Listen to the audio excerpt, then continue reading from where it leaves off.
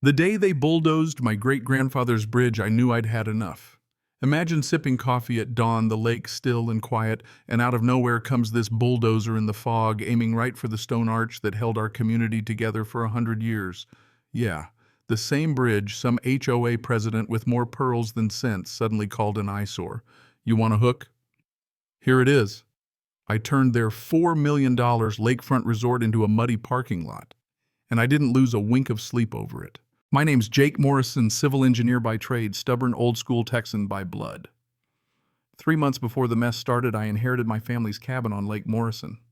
Great-granddad Samuel built it after the Great War.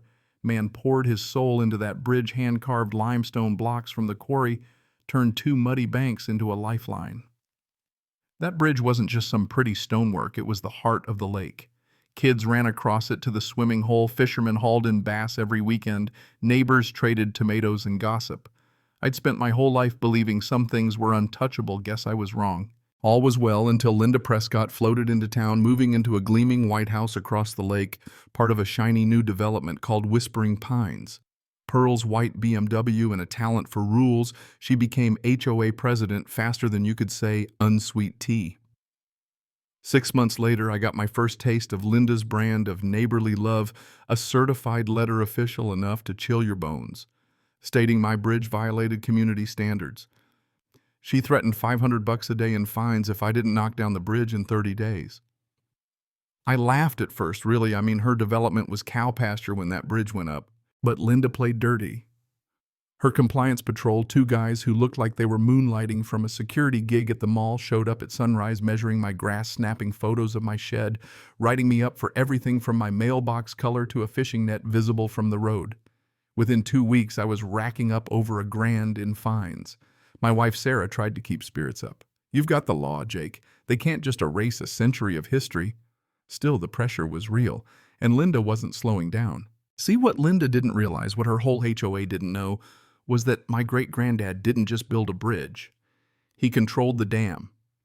I started digging through old records, yellow deeds, survey maps, and there it was, the original water rights signed in 1923 with flow management authority locked to our family name. The bridge, the dam, the whole flow system, it was all his design, and I had the legal right to operate it. But before I played my ace, I wanted to see just how far Linda would go. She sent inspectors, anonymous complaints poured in. Even tried to frame me as a safety hazard. One guy from the county spent hours crawling over every inch of that bridge only to declare it solid as a rock. But then came the kicker: seismic retrofit requirements for a Texas lake bridge. $3,000 to reinforce against earthquakes that had never happened. And wouldn't you know, Linda's husband Rick offered to fix it for $12,000 despite his contractor license having expired a year earlier. It was a family racket, the HOA paying Rick's security company $3,000 a month to hassle neighbors. I started to wonder if there was anyone Linda wasn't paying off. Here's where things got wild, a twist if you like. My neighbor Tom, who worked maintenance at the resort, pulled me aside. Turns out Linda had been trespassing on my land with her fancy Japanese garden for years. Tom and Mrs. Chen, one of the old-timers, still remembered when the lake was just a local fishing spot before all the fancy progress. They'd had enough of Linda, too. By then I had more than fines and letters. I had the entire community split. Old-timers on my side, newcomers whispering about that bridge guy lowering property values.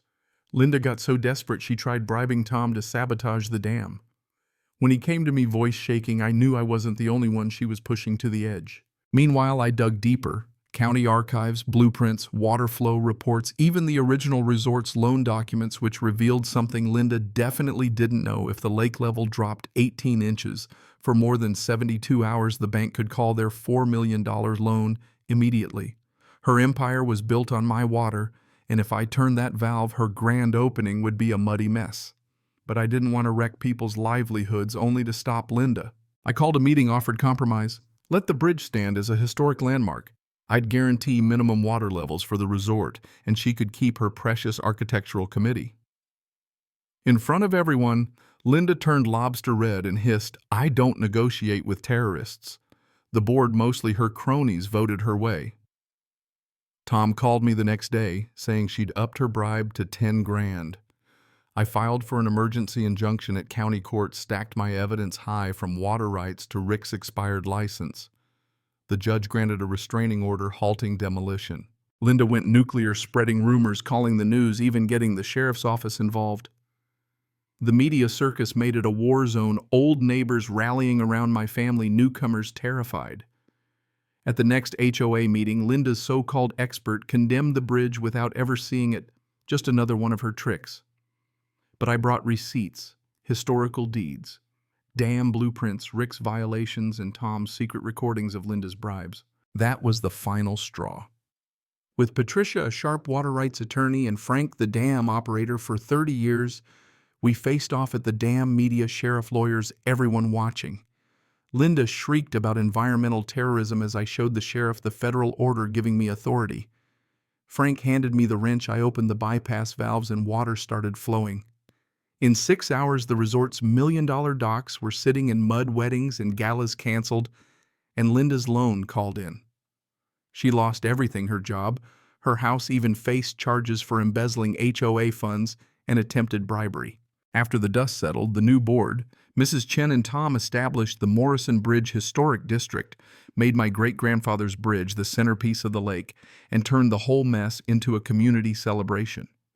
The resort got new investors, started actually respecting the lake and its history, and gave back to the schools and local charities.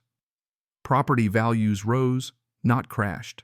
Now every morning I cross that old bridge, feel the weight of 4 generations beneath my feet, and hear Sarah laugh as she plans our first child's nursery. The bridge is a national landmark. The scholarship fund we started has sent 5 kids to college, and the HOA. Well, let's just say they learned that sometimes the stubborn guy with the oldest deed and a working knowledge of Texas water law is the one you shouldn't bet against. You know what I mean? Some fights are worth it. Some legacies you don't back down from. If you've got your own HOA war story, drop it in the comments. I read every single one. And if you want to hear how mineral rights saved an old farmer's land from a greedy city council, stick around. This is Texas after all. Our water's got a long memory.